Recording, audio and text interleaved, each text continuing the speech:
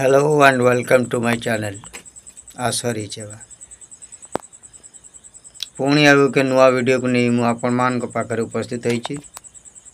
जदि वीडियोटी भल लगे ताहले याकु लाइक को सब्सक्राइब करबा पई भूलिबे ना।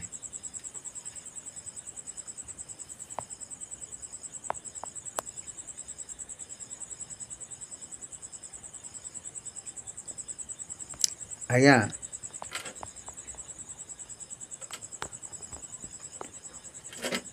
एबे सरकार डिक्लेयर करछन्ते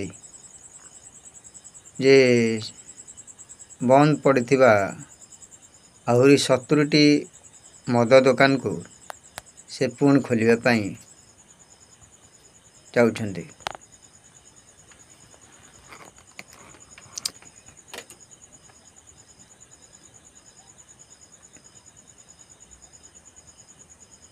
किंतु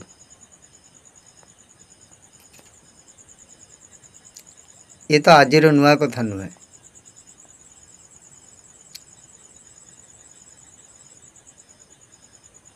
मद को प्रोत्साहित करिवा एवं मद बिक्री करी राजस्व आदाय करिवा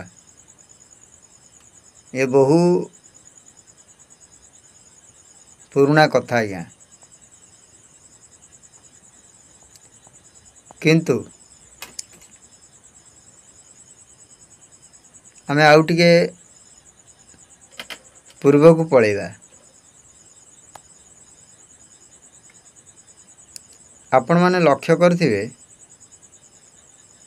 जे प्रत्येक बस्ती पाखरे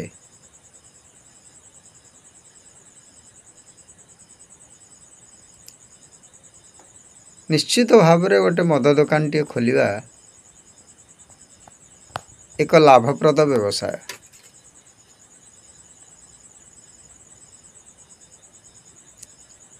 किंतु प्रश्न उठुची ए बस्ती निकट रे कहीं प्राय मद दुकान खोलिबा पई परमिशन दिया होची। या द्वारा क्षति कार होची लाभ कहार होची आपण माने समस्त जानछन्ती। किंतु तथापि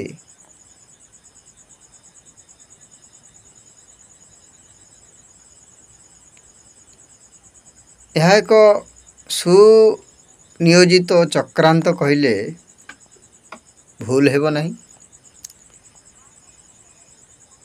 जेउटी एससी एसटी ओबीसी समाजर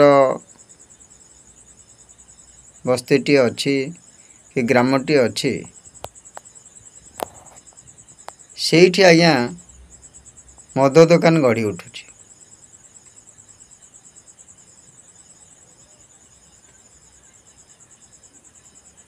एवं ये मद सेही मानक पाई गढ़ी उठिछि, सेही मानक पाई खोला जाइछि जो माने पीबे एवं मद बिक्री करुवा लोकटीर लाभ हम। जी आज्ञा मद बिक्री करुछि से तार पिला छुआ को एक उन्नत मानर प्राइवेट स्कूल ले पढ़ाइया पई चेष्टा करुछि आउ पढ़ाउछि मध्य।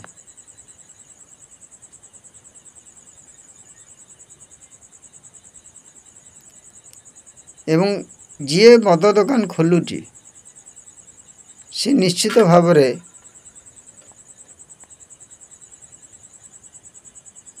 एक उच्च जातिर होइथिबो यह निसंदेह। किंतु जो मानक पाई मद दुकान टे बस्ती आगे खोला जाइछि से मानक परिवार मद पी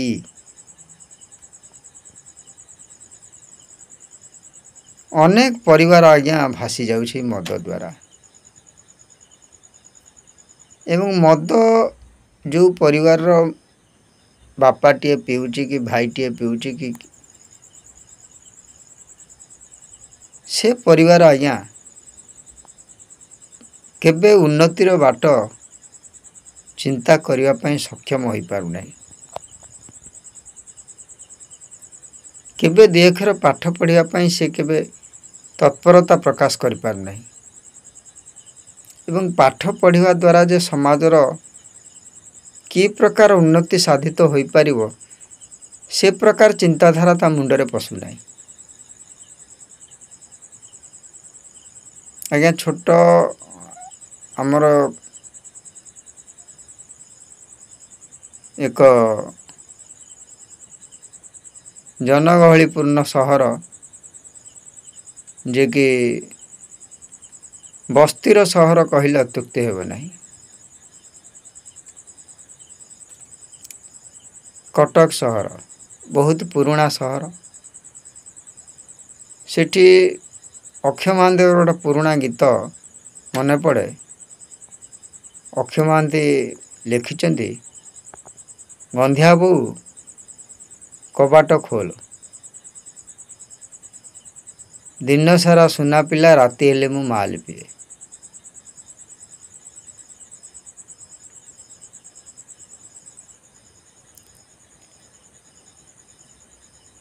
आपण कटकर जेकोसी गली को टिके प्रवेश करंतु से कौनसी ना कौनसी मदुआटीए देखिबे।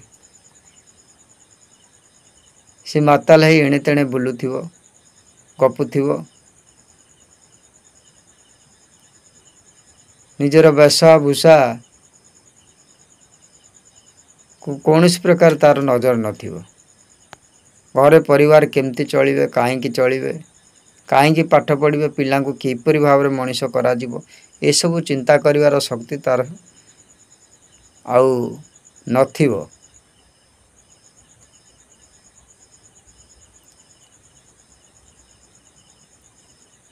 एवं सी विदेशी मद कथा तो दूर थाउ देशी मद पान करी सी एपरी भाव अभ्यस्त हो जाइथिबो जे से घरर घंटा घड़ी एवं विभिन्न प्रकार आसवास पत्र बिकी मध्य मद खाइबा पई मद पीवा पई पछगुंचा देई नथिबो। एवं जो परिवार रे मद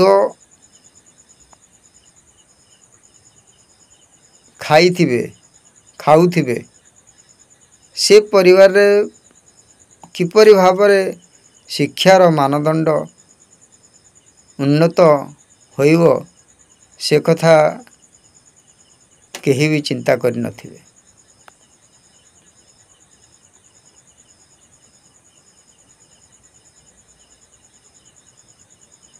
ये गोटे मदुआर कथा नुआ आज्ञा।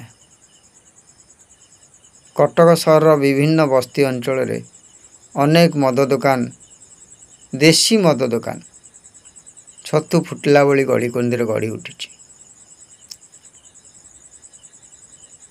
से किए लाभवान हो सेटा बड़ कथा नुह। बड़ कथा हूँ एससी एसटी ओबीसी लोक मान मुंडरे किपरि निशाटा को प्रयोग करी तांकु संपूर्ण भावरे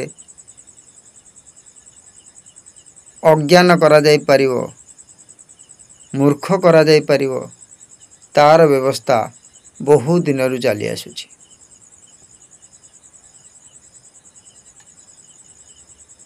एवं से बस्ती रे जो पिलाटी माने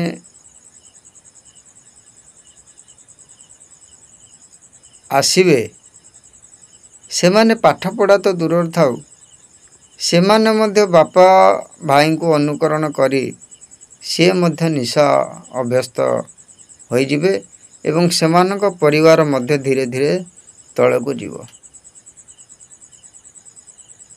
जहाँ भी रोजगार हो से सबू निशा सेवन रे आज्ञा पलैब। सेठी पिलांको मनीष करिवा पई दिअक्षर पाठ पढ़ाइबा जे निहाती दरकार से कथा चिंता करिवा पई तांकर बोधे शक्ति आउ नथिबो। तेणुकरी बहुजन समाज को एससी एसटी ओबीसी समाज को किपरि भावरे चक्रांत मूलक भावे सबुदिन पई मूर्ख करी रखिया पई ये गोटे विधिवध परंपरा बा विधिवध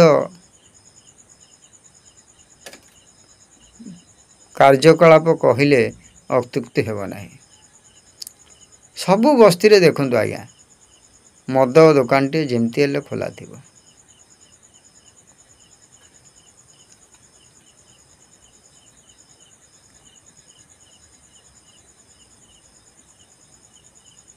ଆଉ ଏ ମଦ ଯିଏ ପାନ କରୁଛି ଏବଂ ଯିଏ କରୁଛି, ତାର ଦୁନିଆ ହେଉଛି ମଦ। ସେ କେବଳ ମଦ ପିଇଲେ ଶାନ୍ତି ପାଏ, ମଦ ପାଇଁ ଜନ୍ମ ହୁଏ, ମଦ ପାଇଁ ହିଁ ମୃତ୍ୟୁବରଣ କରେ। ତାର ସଂସାର ମଦ ହିଁ ବେଷ୍ଟିତ। ମଦ ବିନା ଯେମିତି ତାର ଜୀବନର କିଛି ଅସ୍ତିତ୍ୱ ହିଁ ନାହିଁ। ଏବଂ ସେଇ ବସ୍ତି ଭିତରୁ ଯେଉଁ କେତୋଟି ଭବିଷ୍ୟତ ଗଢ଼ିବା ପାଇଁ ଯେଉଁ ଛୁଆମାନେ ଜନ୍ମ ହୁଅନ୍ତି, ସେମାନେ ମଧ୍ୟ ଧୀରେ ଧୀରେ ମଦର ଆକର୍ଷିତ ହୁଅନ୍ତି ଏବଂ ମଦୁଆରେ ପରିଣତ ହୋଇଯାଉଛି। କିଏ ଅଧାରୁ ପାଠ ଛାଡ଼ିଦିଏ ତ କିଏ ପାଠ ସରିଲା ପରେ ମଦ୍ୟକୁ ଜାବୁଡ଼ି ଧରିଥାଏ। କିଏ ସ୍କୁଲ ଶିକ୍ଷା ମଧ୍ୟ ପୂରଣ କରିବା ପାଇଁ ସକ୍ଷମ ହୋଇପାରିନଥାଏ। ଏହିପରି ଭାବରେ ପିଢ଼ି ଦର ପିଢ଼ି ଧରି ମଦର ଆକର୍ଷଣ ଏଇ ଯେଉଁ ସମାଜକୁ କଳଙ୍କିତ କରିବାରେ ଲାଗିଛି। ଆପଣମାନେ ସବୁ ବସ୍ତିରେ ଦେଖୁଥିବେ, ସବୁ ସାହିରେ ଦେଖୁଥିବେ, ମଦ୍ୟପମାନଙ୍କର କିପରି ଭାବରେ ସେମାନେ ନିଜର ଦୁନିଆରେ ଭାସିଥାନ୍ତି। ତାଙ୍କୁ କେହି ରୋକିବା ପାଇଁ କେମିତି ପ୍ରୟାସ କରୁଛନ୍ତି, ସେ କରୁନାହାନ୍ତି। କାହିଁକି ବା ପ୍ରୟାସ କରିବେ? ସିଏ ତ ଭଲରେ ଅଛନ୍ତି।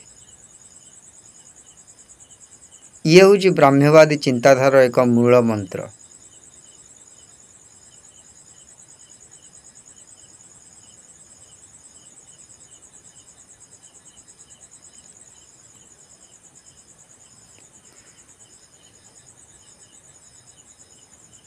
କିନ୍ତୁ ଆମେ ସେଥିର ଗୂଢ଼ ରହସ୍ୟ ଏପର୍ଯ୍ୟନ୍ତ ବୁଝିବା ପାଇଁ କେବେ ଚେଷ୍ଟା ବି କରିନାହୁଁ। ତାରି ଭିତରୁ ଛାଟି ବାଡ଼ି ହେଇକି ଯେଉଁ କେତୋଟି ପିଲା ପାଠ ପଢ଼ିବା ପାଇଁ ସକ୍ଷମ ହେଉଛନ୍ତି, ସେମାନଙ୍କୁ ଏଇ ବ୍ରାହ୍ମ୍ୟବାଦୀ ମନୁବାଦୀ ବ୍ୟକ୍ତିବିଶେଷ ଉପରକୁ ଉଠିବାକୁ ଦେଉନାହାନ୍ତି। ସେ କେଉଁଠିକି ଯିବ? ଯେଉଁଠିକି ଯିବ ମନୁବାଦୀର ବ୍ୟବସ୍ଥା ଥିବ। କିପରି ଭାବରେ ଏମାନଙ୍କୁ ଦବାଇବାକୁ ଚେଷ୍ଟା କରାଯାଉଥିବ। ଚାକିରି ଖଣ୍ଡିଏ ପାଇବା ପାଇଁ ବିଚରା ଗରିବ ବାପା ମା ମଦ ଫଦ ଖାଇକି ମାତାଲ, ପରିବାର ପ୍ରତିପୋଷଣ କରିବା ପାଇଁ କେହି ନାହିଁ। ତାରି ଭିତରେ ଯଦି ଗୋଟେ ପିଲାଟି ପାଠ ପଢ଼ିଲା, ସେ ଚାକିରି ଖଣ୍ଡେ ପାଇଁ ଏପଟ ସେପଟ ଦୌଡ଼ି ଦୌଡ଼ି ନୟାନ୍ତ ହୋଇଯିବ ସିନା, ଚାକିରି ଖଣ୍ଡେ ପାଇବ ନାହିଁ।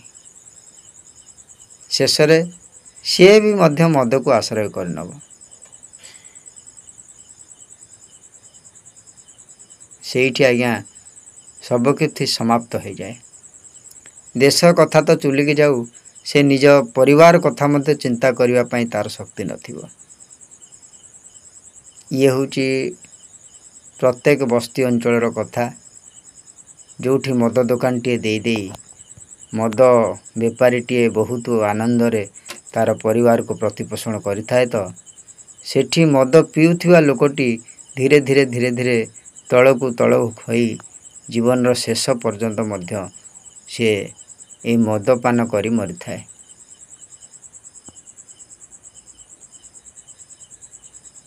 ଇଏ ହେଉଛି ବ୍ରାହ୍ମ୍ୟବାଦୀର ଏକ ବିରାଟ ଚକ୍ରାନ୍ତ କହିଲେ ଅତ୍ୟୁକ୍ତି ହେବ ନାହିଁ।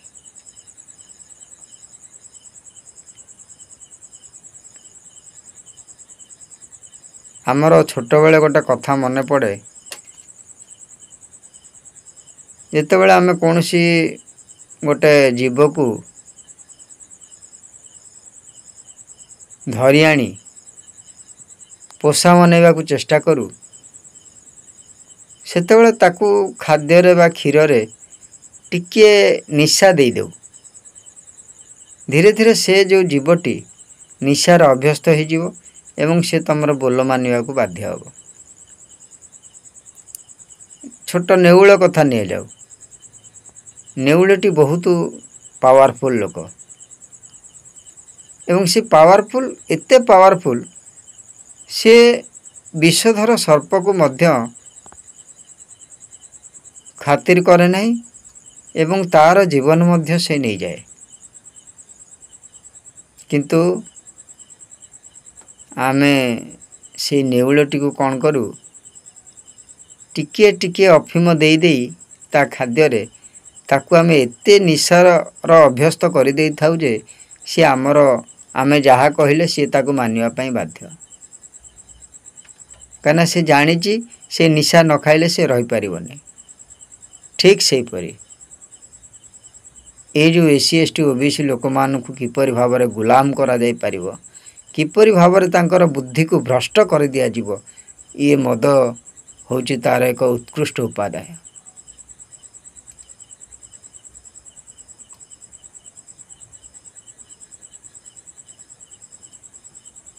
तेणुक जी बेपार करुची ताकू सरकार तरफ नियम कानून करी जदि रोका जाई पारंता ताले हुए तो ये बस्ती अंचल जो असजड़ा परिवार जो विच्छिन्न हो जाउची जो समूले नाश हो जाउची सी हुए तो किछि सुधरी पारंते किंतु तारी परिवर्ते निजे सरकार मद को प्रोत्साहित करने पाई नुआ नुआ दुकान खोलिबा एवं बस्ती अंचल लोकों पाखरे एक देशी भाटी खोलिबा यह केते दूर श्रेष्ठ एवं केते दूर भल सेटा आपण माने निश्चित भाव में चिंता करबा जरूरी किंतु ए 2025 मसीहार जो पिलाटे युवकत्व प्राप्त करुचे से शिक्षार वंचित होउची शिक्षा सरकार बहुत अनेक योजना करुचंती किंतु सी कौन शिक्षाटा को ठीक रूपे सुदृढ़ करि पारंता नहीं ना यदि समस्त को शिक्षित कराई दिया जीवो ताले बोधे ए नेता मंत्री मान ये जो शासक गोष्ठी लोकंकर भावमूर्ति को आउ कहीं गुरुत्व देवे नहीं एवं से माने केवल आखि ठार मारी देश को किपर लुंठन करा जीवो सेथिरे चेष्टा करिवे यदि समस्त शिक्षित होते से माने प्रश्न पचारिबा पई प्रयास करिवे भारतर 90% लोक आज निशार आक्रोश रे आक्रांत होइछन्ति कौनसी राजनैतिक दल निशा कबलरू किपरि भारत वर्ष को एससी एसटी ओबीसी समाज को मुक्त करबा पई केबे प्रयास करि नाहंती कारण ए भारत वर्षर शासन भार एबे किछि मृष्टिमय मनोवादी कबल रे कबलित हो रही तेणुक आसतु मद ठारू किपरि दूर रही निज समाज कथा चिंता करिवे निज परिवार कथा चिंता करिवे परिवार रे किपरि समस्त को मद ठारू दूरेई रखिया को चेष्टा करिवे ताहले आमे शिक्षार लाभ करि परिबा एवं जदि परिवार शिक्षित हेबो ताले समाज शिक्षित हेबो समाज शिक्षित हेले समाज सर्वांगीन उन्नति होई परिबो एवं सर्वांगीन उन्नति किपरि होई परिबो सेति पय आमे सरकार को प्रश्न पचारि परिबा केना सरकार को प्रश्न पचारिबा होची हमर मौलिक अधिकार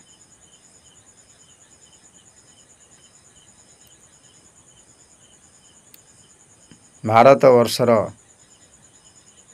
पुरातन जो व्यवस्था थिला सेथिरे ब्राह्मण निजको सर्वश्रेष्ठ मन करी सर्व उपरे रहउथिला एवं अन्य समस्त को से पोकमाटू मध्य हीन दृष्टि देखुला ଏବଂ ସମସ୍ତଙ୍କର ପାଠ ପଢ଼ାଇବା ପାଇଁ ସେ ବଞ୍ଚିତ କରୁଥିଲା।